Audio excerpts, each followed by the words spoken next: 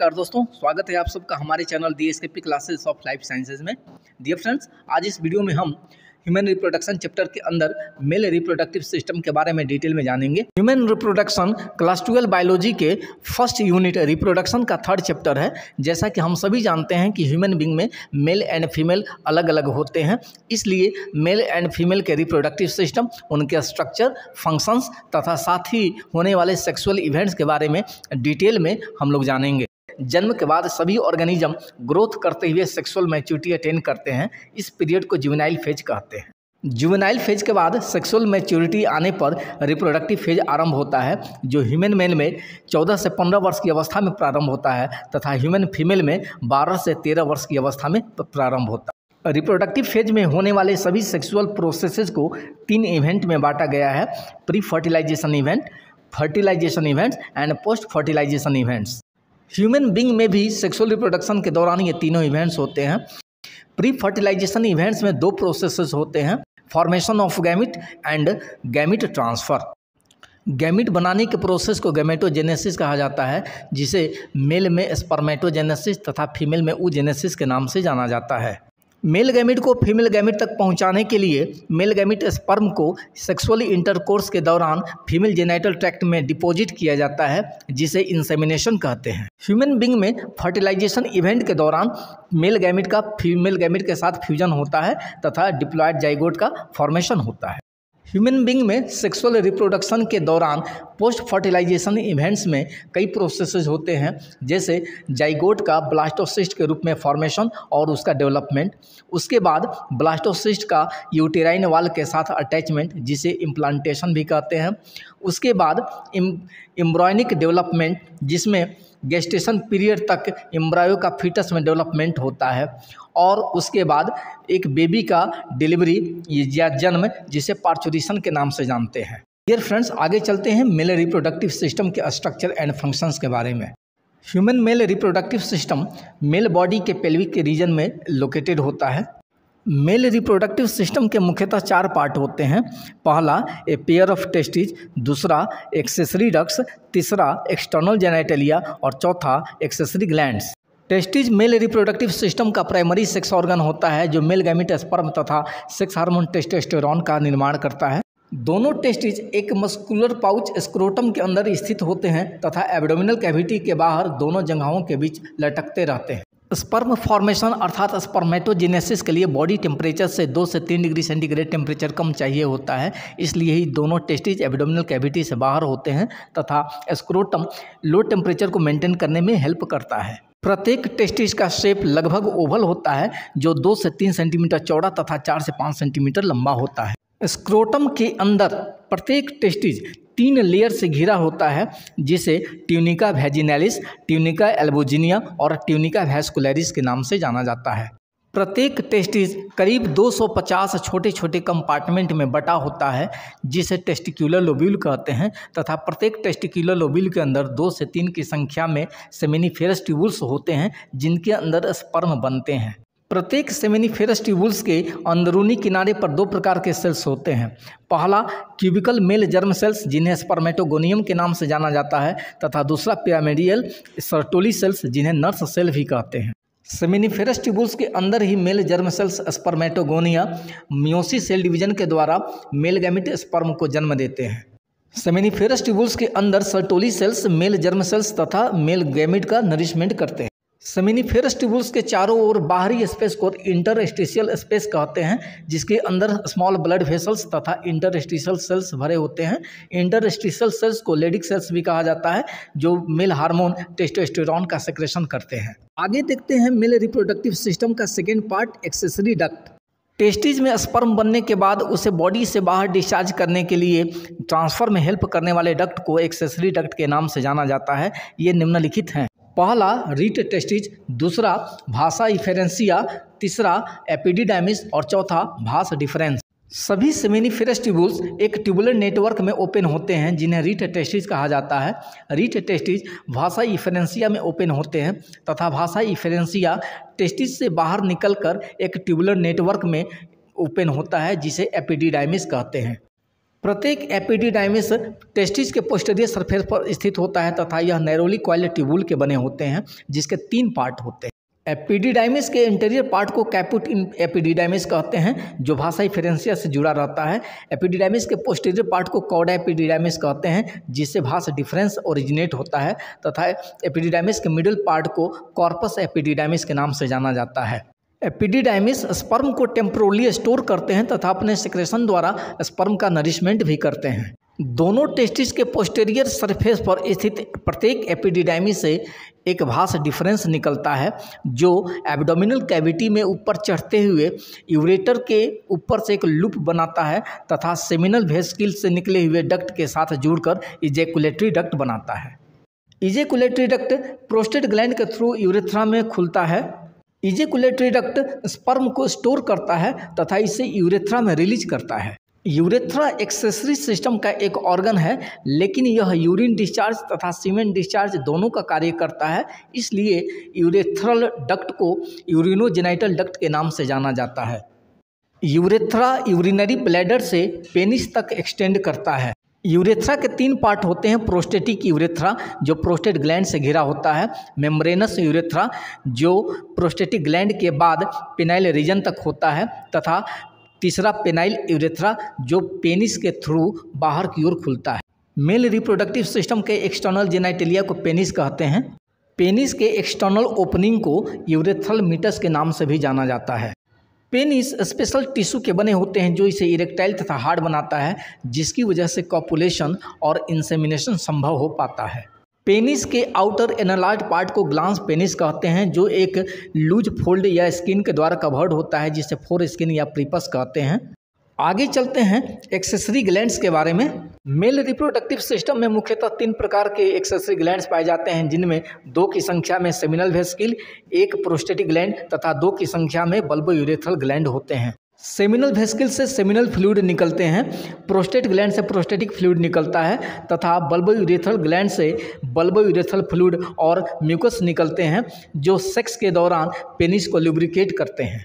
Seminal fluid, bulbourethral fluid और prostatic fluid को एक साथ सेमिनल प्लाज्मा कहा जाता है। सेमिनल प्लाज्मा में फ्रुक्टोज, कैल्शियम और कुछ विशेष एंजाइम प्रचुर मात्रा में मौजूद रहते हैं। स्पर्म के साथ सेमिनल प्लाज्मा को सीमेन के नाम से जाना जाता है जो कॉपुलेशन के समय अर्थात सेक्सुअल इंटरकोर्स के समय फीमेल वेजाइनल ट्रैक्ट में इजैकुलेट होता है। वीडियो की इस पार्ट में हम फीमेल रिप्रोडक्टिव सिस्टम के बारे में डिटेल में जानेंगे। Female reproductive system system female body के पेल्विक रीजन में होता है। फीमेल रिप्रोडक्टिव सिस्टम के कई पार्ट होते हैं जिनमें a pair of ovaries, a pair of oviducts, uterus, cervix, vagina, external genitalia तथा एक पेयर मैमरी ग्लैंड होता है। फीमेल रिप्रोडक्टिव सिस्टम के अंतर्गत ovulation, fertilization, gestation, parturition and child care processes को सपोर्ट करने के लिए एक पेयर मैमरी ग्लैंड स्ट्रक्चरली और फंक्शनली इंटीग्रेटेड होते हैं। ओविडक्ट्स अर्थात फैलोपियन ट्यूब, यूटेरस, सर्विक्स और वेजाइना को कलेक्टिवली जेनाइटल डक्ट्स या एक्सेसरी डक्ट्स के नाम से भी जाना जाता है। फीमेल रिप्रोडक्टिव सिस्टम के हर एक पार्ट को डिटेल में जानते हैं। सबसे पहले ओवरी। फीमेल बॉडी में 2 की संख्या में ओवरी होते हैं तथा प्रत्येक ओवरी फीमेल बॉडी के लोअर एब्डोमेन में स्थित होता है। ओवरीज को प्राइमरी सेक्स ऑर्गन भी कहा जाता है। ये फीमेल गैमेट ओवम को प्रोड्यूस करते हैं तथा इनसे कुछ स्टेरॉइड हार्मोन भी रिलीज होता है जिन्हें ओवेरियन हार्मोन कहा जाता है। प्रत्येक ओवरी एलमंड के जैसा और 3 से 4 सेंटीमीटर लंबा होता है तथा यह पेल्विक वॉल और यूटेरस से ओवेरियन लिगामेंट के द्वारा जुड़ा रहता है। प्रत्येक ओवरी एक थिन एपिथेलियम लेयर से घिरा होता है। ओवेरियन स्ट्रोमा को 2 भागों में बांटा जा सकता है, पेरिफेरल कॉर्टेक्स और इनर मेडुला। ओवरी के अंदर पाए जाने वाले ओवेरियन फॉलिकल्स ओवरी के कॉर्टेक्स रीजन में स्थित होते हैं। एक मैच्योर फॉलिकल को ग्राफियन फॉलिकल कहा जाता है जिसके रप्चरिंग के बाद ओवम रिलीज होता है। इस प्रोसेस को ओव्यूलेशन कहते हैं। ओविडक्ट और फैलोपियन ट्यूब। फैलोपियन ट्यूब की संख्या 2 होती है तथा प्रत्येक फैलोपियन ट्यूब दोनों ओर के ओवरी की तरफ होते हैं। फैलोपियन ट्यूब 10 से 12 सेंटीमीटर लंबे होते हैं जो ओवरी के बाहरी सतह से यूटेरस तक फैले होते हैं। फैलोपियन ट्यूब के 3 पार्ट होते हैं। सबसे पहला पार्ट इनफंडिबुलम जो एक फनल शेप्ड जैसा स्ट्रक्चर वाला होता है और यह ओवरी के सबसे नज़दीक होता है। साथ ही इसमें फिंगर के जैसे प्रोजेक्शंस बने होते हैं जिन्हें फेमरी कहा जाता है। यह ओव्यूलेशन के बाद ओवम को कलेक्ट करने में सहायक होता है। फैलोपियन ट्यूब के सबसे चौड़े और मध्य भाग को एम्पुला के नाम से जाना जाता है। फैलोपियन ट्यूब अर्थात ओविडक्ट के लास्ट पार्ट को इस्थमस के नाम से जाना जाता है, जिसकी कैविटी बहुत ही संकीर्ण होती है और यह यूटेरस से ज्वाइन करता है। यूटेरस फीमेल रिप्रोडक्टिव सिस्टम का अनपेयर्ड ऑर्गन होता है जिसे वुम्ब के नाम से भी जाना जाता है। यूटेरस एक उल्टे नाशपाती के आकार का हॉलो मस्कुलर स्ट्रक्चर होता है जो लिगामेंट के द्वारा पेल्विक वाल से जुड़ा होता है। यूटेरस एक संकीर्ण पैसेज सर्विक्स के रास्ते वैजाइना में खुलता है। सर्विक्स यूटेरस का लोअर मोस्ट पार्ट होता है। सर्विक्स की कैविटी को सर्विकल कैनल कहा जाता है तथा यह वैजाइना के साथ बर्थ कैनल कहलाता है। यूटेरस का ऊपरी हिस्सा गुंबद के जैसा होता है जिसे फंडस के नाम से जाना जाता है। यूटेरस के वाल को 3 भागों में बांटा जा सकता है। सबसे बाहरी लेयर को पेरीमेट्रियम कहते हैं जो एक पतले मेम्ब्रेन का बना होता है। यूटेरस का मिडिल लेयर थिक होता है तथा यह स्मूथ मसल्स का बना होता है। इस लेयर को मायोमेट्रियम कहते हैं। यूटेरस के इनर मोस्ट लेयर को एंडोमेट्रियम के नाम से जाना जाता है। यह लेयर ग्लैंडुलर होता है। बेबी के जन्म के समय यूटेरस के मिडिल लेयर मायोमेट्रियम में एक स्ट्रॉन्ग कंट्रैक्शन उत्पन्न होता है। मेंस्ट्रुअल साइकिल के दौरान एंडोमेट्रियम में ही साइक्लिकल चेंजेज होते हैं। वैजाइना एक 10 सेंटीमीटर लंबा ट्यूब लाइक स्ट्रक्चर होता है जो सर्विक्स से बॉडी के आउटसाइड तक फैला होता है।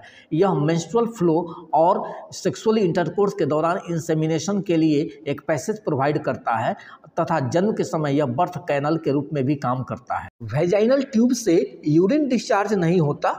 वैजाइना के आउटर ओपनिंग को वैजिनल ओरिफाइस के नाम से जाना जाता है तथा यह एक मेम्ब्रेन के द्वारा पार्शियली कवर्ड होता है जिसे हाइमेन कहते हैं। एक्सटर्नल जेनाइटेलिया फीमेल बॉडी के बाहरी हिस्से में स्थित वे सभी ऑर्गन जो रिप्रोडक्शन में हेल्प करते हैं एक्सटर्नल जेनाइटेलिया कहलाते हैं तथा एक्सटर्नल जेनाइटेलिया को वल्वा के नाम से भी जाना जाता है। एक्सटर्नल जेनाइटेलिया के अंदर mons pubis, labia majora, labia minora, hymen and clitoris आते हैं। फीमेल बॉडी के दोनों जगहों के बीच फैटी टिश्यू का बना हुआ एक cushion like structure mons pubis कहलाता है जो स्किन और प्यूबिक हेयर के द्वारा कवर्ड होता है। फैटी टिश्यू के बने हुए 2 फोल्ड जो मॉन्स प्यूबिस से नीचे की ओर एक्सटेंड करते हैं और वैजाइनल ओपनिंग एंड यूरेथ्रा को चारों ओर से घेरते हैं, इन्हें लैबिया मेजोरा कहा जाता है तथा ये मेल में स्क्रोटम के होमोलोगस होते हैं। दोनों लैबिया मेजोरा के नीचे 2 और छोटे छोटे फैटी टिश्यू के फोल्ड होते हैं जिन्हें लैबिया माइनोरा कहते हैं। Labia majora and labia minora के बीच के एरिया को वेस्टिबुल के नाम से जाना जाता है। लैबिया माइनोरा नीचे की ओर एक दूसरे से जुड़ जाते हैं तथा एक स्ट्रक्चर फोर्चिट बनाते हैं। लैबिया माइनोरा के ऊपरी जंक्शन पर यूरेथ्रल ओपनिंग के ठीक ऊपर एक छोटा फिंगर लाइक स्ट्रक्चर होता है जिसे क्लिटोरिस कहते हैं। यह ह्यूमन मेल के पीनस के होमोलोगस ऑर्गन है। वैजाइना का बाहरी छिद्र एक पतले मेम्ब्रेन के द्वारा कवर्ड होता है जिसे हाइमेन कहते हैं।